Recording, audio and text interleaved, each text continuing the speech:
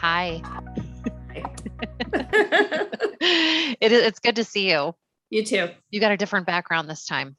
Thanks. There's nobody in my house right now, which is weird. Shocking. And so I'm allowed to come out of my room. I know. I feel that way too because, I mean, Finn is still here.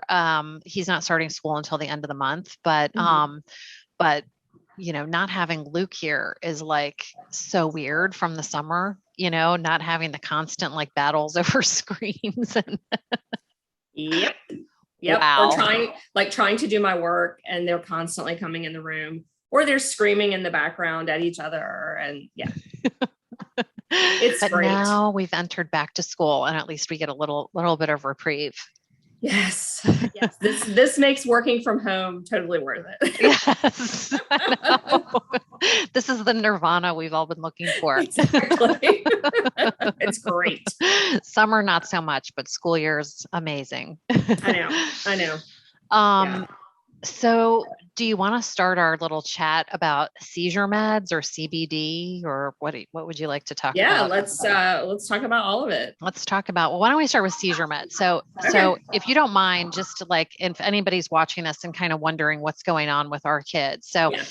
So Finn is almost 12. He's got very involved cerebral palsy, chorioathetoid, which means he's constantly moving. It's not spastic CP, which, each brand of CP has its own special aspects that are really fun to deal with. Right. And especially for him. And then he also has a seizure disorder. He's got feeding tube, tracheostomy, and he loves cooking shows and America's Got Talent. And I'm so excited, a wide variety of adult TV. So it's actually now like we can watch movies together and stuff, which has been awesome. But why don't you tell us? We need to branch into that. Yeah.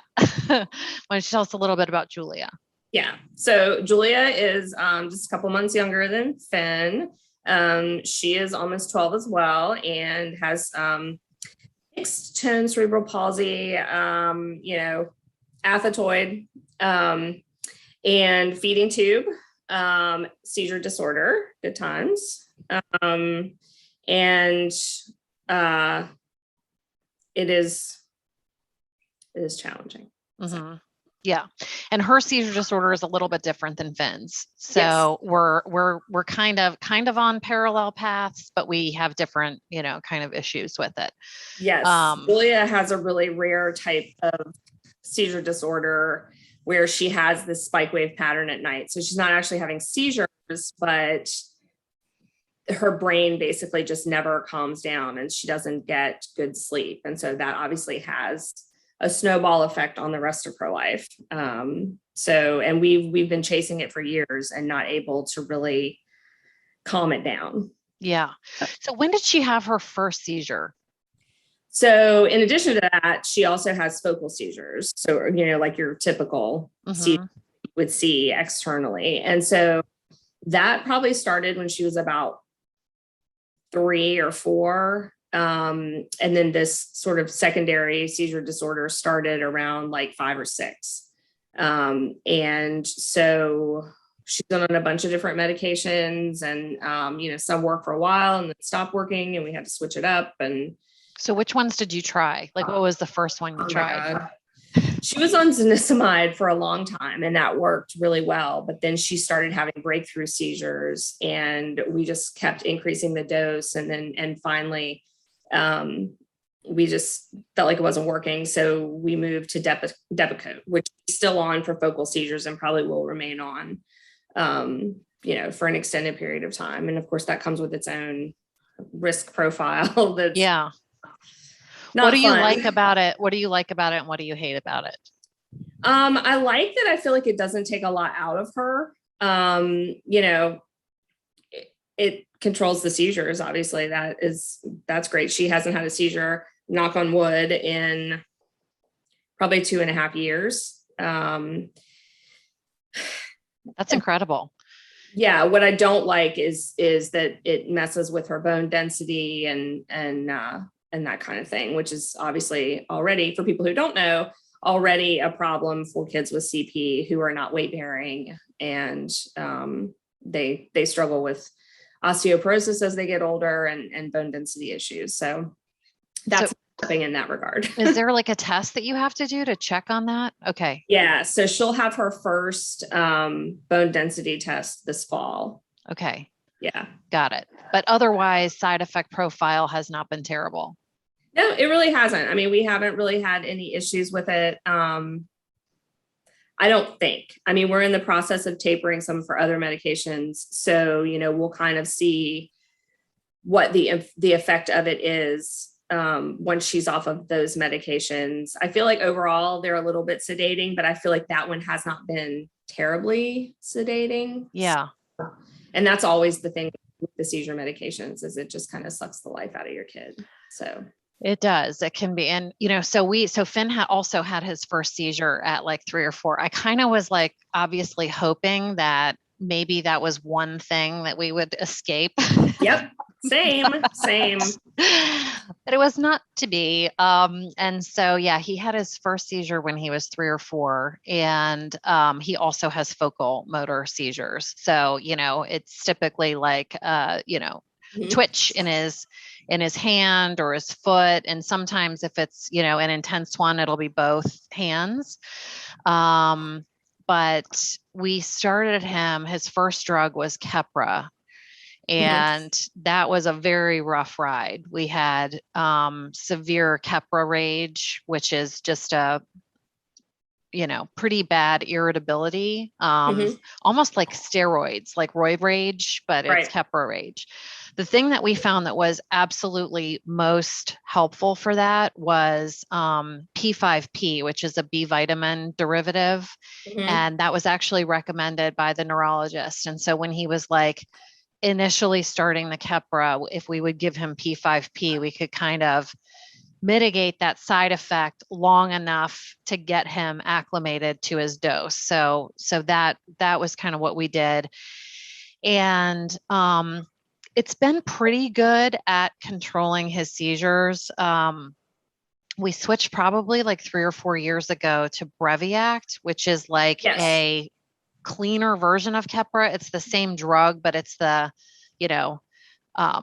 effective part of Keppra, and it has a lower side effect profile.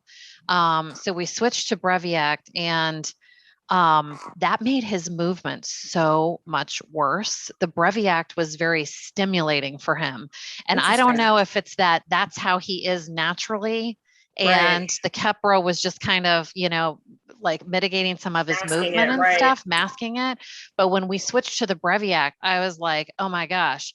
And when Finn's movement becomes really erratic, he ends up self-injuring really badly. And he'll, scratch himself really badly or, hit himself on things. And so trying to manage him becomes like a full-time job. And so, and then also particularly at night, he was not able to sleep because he was so wound up from his like evening dose of Breviact. So we ended up adding Keppra back in at night, not really so much for seizure control, but just to add in that side effect to calm him down. Yeah. So, and that's been working pretty well. I think like a lot of moms, I get so superstitious about even talking about seizures. I'm like, going to be doing a lot of knocking on wood. Because I feel like every time I talk about it, like he has one, but they are pretty well controlled with that combination. That is an interesting combination. Yeah. Nobody takes Keppra and Breviact together, but our kids are all different and they all have their own little special things, I think that really emphasizes the fact that it is like throwing spaghetti at the wall, seeing what sticks basically, because you never know what is going to work. Yeah. I mean, and it's kind of interesting too. I don't really think that a lot of people know why seizure medicines work in general. No. They sort of guess at the mechanism of action, I think, but and they just seem to hit everybody so differently. So, So, yeah, so that's just, that's kind of been a challenge, but luckily with this med cocktail that we've got him on, and, if he gets enough sleep, he tends to be okay. Yeah. if he doesn't get sleep, if his sleep threshold is lowered, like when we were having all those dental issues that I've talked about before, and he wasn't sleeping very well, that unfortunately will set him up for breakthrough seizures. That's like one of his little triggers. Little triggers. Exactly. And I know it's that way for, a lot of kids. So have you tried anything other than the first one you've mentioned and Depakote? Like, did you go through like a trial period of some others? So not for her breakthrough seizures. I mean, we, fortunately were able to get those under control pretty well, but for the CSWS, which is also known as ESES, which more people may be familiar with that term, ESES. I've lost count of the number of medications that we've tried to get that under control. And because of her underlying neurological issues, so CSWS can affect any kid, right? It's an epilepsy. But particularly for kids who have underlying neurological issues like ours, it can be extremely difficult to get under control. Because their brains are kind of mad anyway. And so that is exactly what has happened to us. Now, I mean, I know other kids who have, gone on medications and done just fine and it's calmed down. But unfortunately for Julia, we've never really been able to get her there. I mean, we've tried Briviact, Onfi, Fycompa is what she's on right now. And we're tapering off Valium. There might be another one in there that, I can't remember at this point. We did high dose steroids. That is the only thing that worked. Wow. That's so interesting. Yeah. We spent 3 days in the hospital and they gave her high dose steroids. And then we went home on steroids and it was like a 6-month taper. And as soon as we started tapering it, her CSWS went back up gradually. And how can you tell, like, is she doing overnight EEGs or, okay. She's had a ton of EEGs. Okay. And so the goal is to get it so that only 80% of her sleep is this constant spike wave pattern. At 80% or below, they consider it resolved. But hers has been consistently at like 90, 100%. So wow. We ended up, long story short, we've been doing this for several years now. And we ended up having a consult with Dr. Lodenkemper at Boston Children's Hospital, who specializes in this particular type of seizure disorder. And he basically was like, I hear what you're saying about her quality of life being impacted by all these medications that she's on and you're not getting it under control. So let's try just taking her off of everything but the Depakote for the focal seizures. And then let's wait a year and see what her EEG looks like. And so that's kind of what we're in the process of doing now. So she'll continue on the Depakote. We weaned her off of the Valium and now we just need to get the Fycompa out of her system. And I mean, I've already seen improvements, well, in some ways, in some improvements from taking her off the Valium. I mean, her alertness has definitely increased. The flip side of that, as we've discussed, is she's got this massive dystonia kicking in that clearly the Valium was masking. And when you say massive dystonia, you mean like she's like flailing her arms a lot and flailing her legs. Yes. And okay. Yeah, we saw PT yesterday after not having seen them for a month. And, I've been telling you about how unbelievably miserable she is.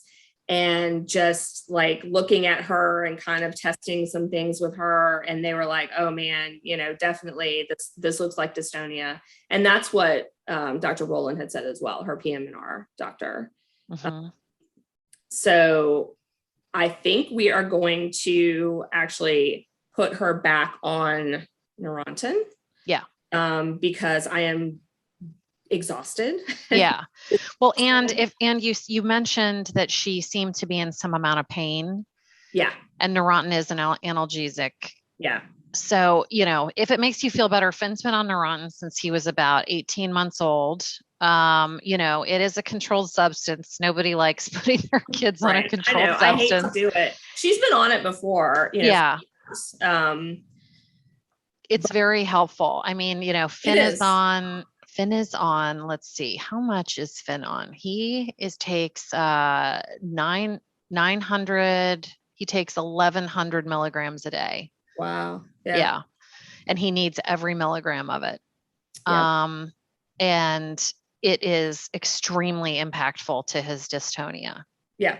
Yeah. Yeah. It was previously for Julia too. And in fact, the only reason that we ever came off of it was because as we added on all the seizure medications, it took away the need for it because they were controlling her movements. And it was like, well, why have this one extra med that's not really doing it except for movement? So we took her off of it. And now that we're taking those away, it's like, oh, wait a second. Yeah. Maybe we need to add that back in. So, yeah. I mean, I hate to add another med, but it is what it is. And if it's going to help her, she can't scream her way through school every day. So, yeah. And you think she's in that level of pain at this point? Yeah. I mean, she's like constantly moving. Her movements are very like jerky. Not that she's ever had a ton of coordination, but, she can't walk very well anymore. Her muscles are starting to get tight. I think she's got some cramping. Yeah. This is all conjecture, of course. After seeing PT yesterday and having them kind of validate what I was thinking. Yeah. Yeah. And as we talked about, like we've been down the Neurontin road for so long that, my advice is to always push for the brand name Neurontin because gabapentin, which is going to be the default, is not the same. Right. And Finn has a massive side effect profile from gabapentin that he does not have from Neurontin. Mm-hmm. So like what kind of stuff do you see with that? Oh my gosh, like irritability, it just doesn't work. It just doesn't work the same. And excuse me, when he gets more irritable, his dystonia actually gets even worse because of the agitation. Yeah. So it went in the wrong direction for us. With the Neurontin, it's extremely helpful. And, How did you figure that out? Because initially they put us on gabapentin. We did gabapentin for probably let's call it 6 months. And all of a sudden we refilled his prescription and we started seeing all those side effects that I just described. And it turns out that, and of course, when these things happen, you're like racking your brain, like, what could it be? And, blah, blah, blah. But anyway, it turns out that they had changed the manufacturer of gabapentin because there are multiple, Pfizer is the manufacturer of Neurontin. But with the generic, there's multiple manufacturers. And so if you are using a gabapentin from one manufacturer, it is supposed to be chemically identical to the gabapentin from another manufacturer, but it is not. Right. And so unbeknownst to us, because they don't actually need to disclose this to us, the manufacturer had changed. Right. And so at that point, we immediately called the neurologist and said, we need to figure this out. And she said, this is a perfect example of why you should be taking the non-generic or the Pfizer brand. And so we've been on the Pfizer brand ever since. And basically she just writes a letter of medical necessity. And I think we see the same neurologist. So hopefully if you make that change, Julia can go on the Neurontin, for the reason that she is on a lot of other medications. It probably makes sense that she's on the name brand. The other thing I'll tell you is that there's variability with the liquids. And again, they even with the Pfizer brand, and no one will ever tell you this or admit to it, but it is, there can be variability in efficacy of the liquid versus the capsules or tablets. And we've even noticed slight variability in when we get it filled like in a pharmacy bottle versus the Pfizer bottle. We've noticed some side effects, and it's strange. I don't know if it's like the light breaking down the medication to some degree. I don't know what it is, but we actually just had an issue in the last couple of months, and we switched Finn to all capsules, which actually, it's actually easier. Oh, really? It's so much easier. We actually just put the capsule in the syringe and then pull up warm water, and the capsule dissolves like that. It's the easiest thing in the world. It's way easier than dealing with the liquid. There's no refrigeration. There's no anything. So, so I would highly recommend that. Okay. The other little pro tip is that the 100 milligram Neurontin, they only sell capsules, they don't sell tablets, but the 100 milligram Neurontin capsule is white. And so you don't have the food dye issue that you have with the larger size capsules. So if you can get them to prescribe the 100 milligram capsules, that's going to be your best bet, because you don't want to introduce like a food dye into the whole thing. Right. Because that causes a lot of irritability too. And that can actually be a little bit inflammatory for a brain. Right. Well. Right. Yeah. Okay. So, all right. Anyway. Awesome. Thank you. You were just a wealth of information every time I talk to you. It's only because everything's written in blood.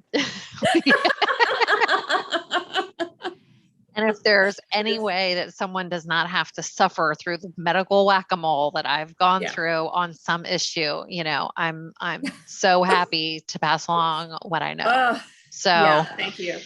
Anyway, well, good luck with that. The other thing I was going to say, something that we've discovered for pain that is incredibly helpful, is a medication called diclofenac potassium. And it is an NSAID. So you can't take diclofenac and Advil at the same time. But I would say, if I had to put a number on it, it's about 10 times more effective than Advil. We discovered it with all of Finn's like teeth pain. Yeah. And Tylenol and Advil were basically useless. It did not touch it at all. But the diclofenac potassium was incredible. And like really allowed us to get through that period of time where we identified that he had impacted teeth or an abscess or something like that, and being able to actually have the surgery. Because it's not like when you go in and you're like, oh, you have 4 impacted molars. Well, we'll get you on the table in an hour. It doesn't work like that, obviously.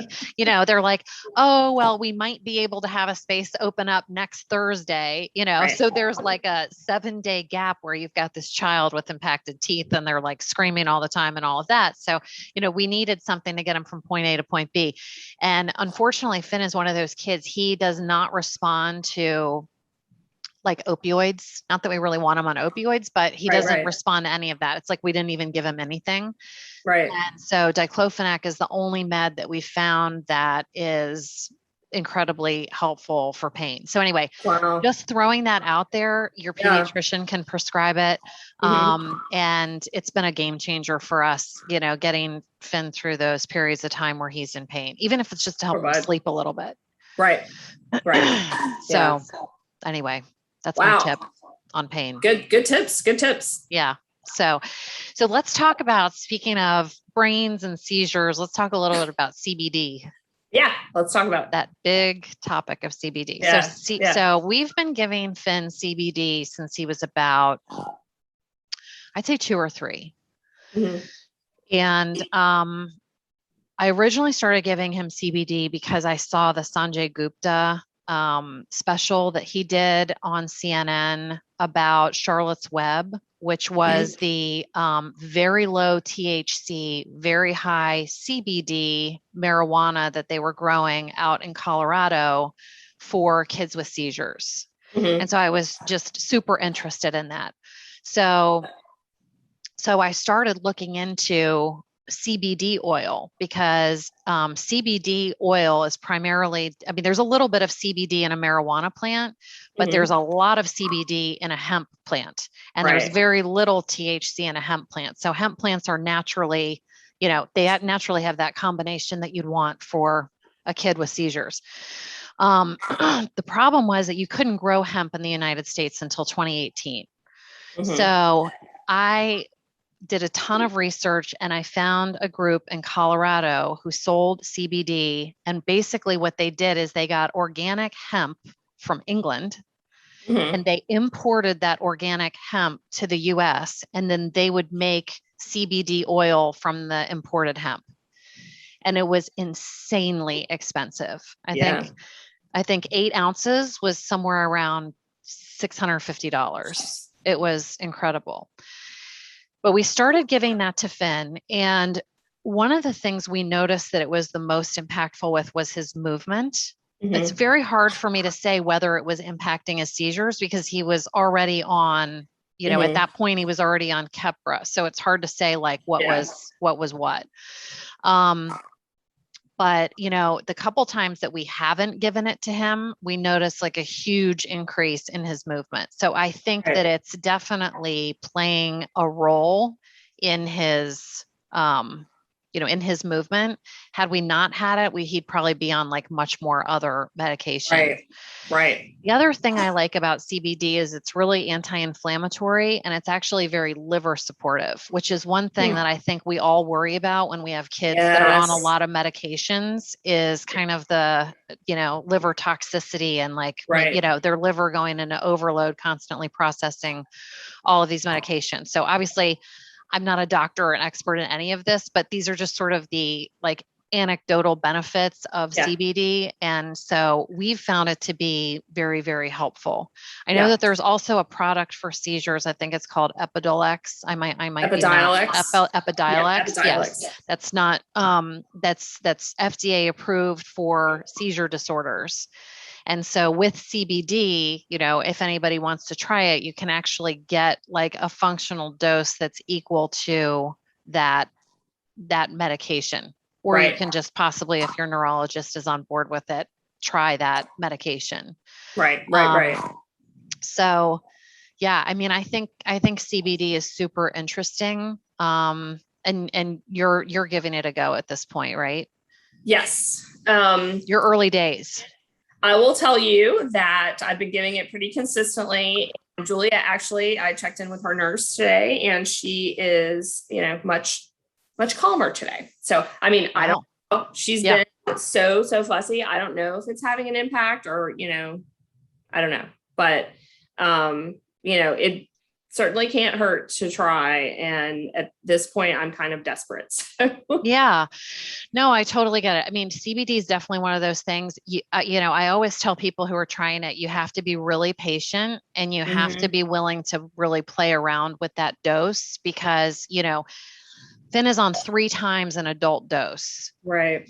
Standard adult dose. So you have to be kind of willing to just, sort of stay the course and be patient with the results because it's kind of slow and kind of cumulative, is what I've found. The one thing I would say, if anybody's curious about CBD, is that you have to be really careful when you're giving it to kids that you find a brand where the hemp that the CBD is derived from is made in the United States. I use one and I'll link to it that's organic, which I really like. It's the only organic CBD in the US, but 80% or more of the CBD in the US market is from hemp plants grown in China, where hemp is used as a mop crop. So it's basically used to, absorb the heavy metals and other pollutants in the soil and in the air.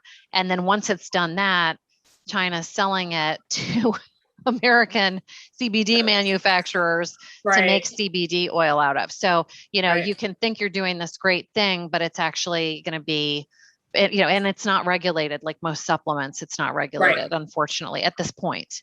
So I would just highly recommend that you look for a product where it's all made in the United, or the hemp is derived from the United States. I think that's really important for people to know. Excellent point. Yeah. So yeah, I hope you continue to see. Yeah, I mean, I would have rather really kind of stuck it out and waited to see if that was going to help and not put her back on the Neurontin, but you have to do what you have to do. She is struggling, and maybe at some point we'll, once we get all of the seizure stuff under control a little bit better, then we pull back on the gabapentin or the Neurontin and just do CBD and see how she does. I mean, I know tons of people who use it and swear by it, so yeah. I know it's effective. Yeah. It's just a matter of getting there. Obviously, my patience is not great. No, I mean, I just think it's the hardest thing in the world when your kid is in one of those times, like all of our kids go through these times where it's just a rough patch. Yeah. It's just like nothing seems to be working. And, they're either in pain or you perceive that they're suffering in some way. And especially if your child's nonverbal, like our kids, it's awful. Literally the worst. It is. You feel so helpless. It's awful. You feel so helpless. Feeling. Yeah. Yeah. So I say you just do what you need to do to, throw everything at her, throw all that spaghetti against the wall. I know. Something's got to stick. Yeah. Something definitely will. Oh my gosh. That is just so crazy. Yes, I'll be taking her to PT shortly here. So are you guys in an intensive? No, she just happened to have 2 days back to back. She's going like twice a week. So right now, we just started back after a month break. Yeah. So much better than trying to do it at home. Trust me. Oh my gosh. Trying to do it at home is so hard, but now I'm terrified of the RSV that's going around. I know. So first it was COVID, and I'm still terrified of COVID, by the way. Right. But now I'm actually really more terrified of the RSV. RSV is, what landed Finn in the hospital. It was 18 months ago, and he was on a ventilator for 5 days. And I didn't know this, but he was basically septic also. They didn't really tell me that. I got the blood work back, on the portal, months later. And I was like, I'm almost glad that I didn't know this at the time, because I would have been really worried. But yeah, on a ventilator for 5 days, and then, still in the ICU for like a few days after that. And then at home, it was like a 2-week recovery. And that was just from RSV. Yeah. Julia's had it once or twice, and it was scary. Yeah, it's very scary. And apparently it's going around now because, everybody's mixing and mingling a little bit more after having been masked up for so long. And I did just read today that Moderna is developing a metapneumovirus combo with RSV vaccine. Yes, I saw that. Which I couldn't be more thrilled about, because the time before the RSV, when he was in the hospital, it was metapneumovirus. And again, he was super sick, and I think on a ventilator for a couple of days. So both of those things. So I'm still really hesitant to go back to PT in person. I know. We were going really late in the afternoon, so there was no one there. Okay. And, now she's going at 1. And so it's obviously busier, but like yesterday we were in a room, like no one else.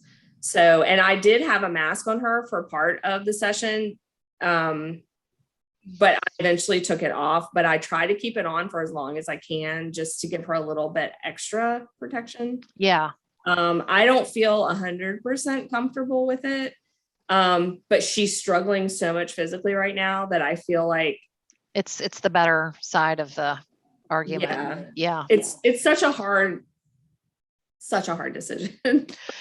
It really is, because right now Finn's doing virtual PT, and really all that we're equipped to do at home is like a lot of like range of motion exercises and, maybe some rolling and some other things. But at this point he's so big, and I think Julie is also big, that like, it's terrible. I can't physically, manipulate him, and I can't always be there. So sometimes the nurse is doing the PT session, online, and I can't expect them to do that either. It's too much. He's, almost 90 pounds. And that's how much Julia weighs. And he's very like long, and, and he's also, his head drops a lot. So it's like, you almost need to be an octopus. You do. Like, how do you hold the head and the arms and this and that? And I'm like, and I'm going to need to be in traction.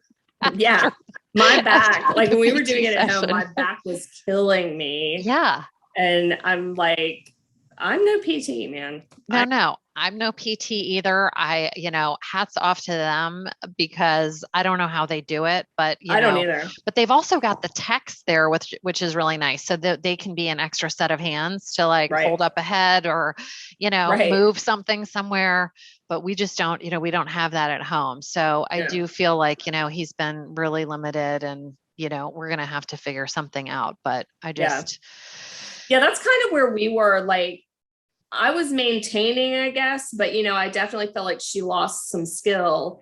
And then once all of this other stuff started happening with the dystonia and all of that, I mean, she's just really taken a huge step back. So it's trying to weigh, the risk of the viruses, multiple viruses, against, her long-term physical issues. She's going to have hip surgery now. Like, that's on our plate coming up in the next year or so. And she's just starting to get really tight in places that she hasn't been tight in before because she sits so much more now. So, but I mean, I don't know. These are really hard decisions. They are. Now, has she gotten no right answer? Has she gotten a vaccine at this point? Yes. Okay. Yeah. Yep. Finn's had one. Yeah, she has. Finn's had one, and he's getting another one in like a couple weeks, and we'll probably I think his physician wants to do the booster as well. Yeah. So yeah. I think he'll be one of those booster people. Yeah, good for him. Yeah, and now I'm starting to freak out. I think I need a booster. I was one of the early people. Me too. Yeah. So I think I'm due in like October for a booster. So, well, I got Moderna, and they don't have a Moderna booster at this point. That's right. Yeah. So I'm kind of wondering if I can just get the Pfizer booster. I don't know. I'll have to look into that. Yeah. Because I'm not feeling as confident now as I once was. Cause the breakthrough cases in Virginia are very low for people that are fully vaccinated. I mean, the Department of Health says they're less than 1% of the positive cases right now. Right. But still, I'm like, I'm just starting to hear all these anecdotal like breakthrough cases. And I wasn't hearing it feel like they're happening everywhere. It feels like they're happening everywhere. It is, when you look at the data, it's still low, but I feel like every time I talk to someone, they're like, oh, so-and-so was fully vaccinated and now they got sick. And I hadn't been hearing too much about Moderna because, you get more vaccine with Moderna than you do with Pfizer. Except like just recently, like in the last few days, I've been hearing about Moderna vaccinated people who are having breakthroughs. So I'm just like, well, and I think that anecdotal data is important because there's also a reporting issue with the actual data that VDH has, I mean, there can be breakthrough cases where they're not getting reported. I'm sure that's a ton across the board. Like all of this is being underestimated because the reporting isn't necessarily happening. So I mean, I think there's value in that anecdotal data. Yeah. I'm just so glad that Finn will be, fully vaccinated within the next few weeks and we won't have to. It is a load off. I mean, that was just, I was walking around really, really worried. I mean, we had a nurse fully vaccinated who was supposed to work 2 weeks ago, and 24 hours before she came, she called me and she had tested positive for COVID. And I was like, we were literally 24 hours from him having a full exposure. And that's just the kind of stuff that freaks me out. Because even though he's at home, he's still exposed to like 11 or 12 people through through his nursing staff. And they're all super careful and, vaccinated and all of that. But there are no guarantees right now. So that's kind of, that's the problem. I know. Anyway, like, hold your breath. And I know. I do know that you have to go, and I don't want to hold you up for your afternoon, but it was so good to talk to you. It's so good to see you. I know. Let's get coffee soon. Well, listen, have a great weekend. You too. Okay. So good to talk to you. So good to talk to you. All right. Take care. Bye. Okay. Bye.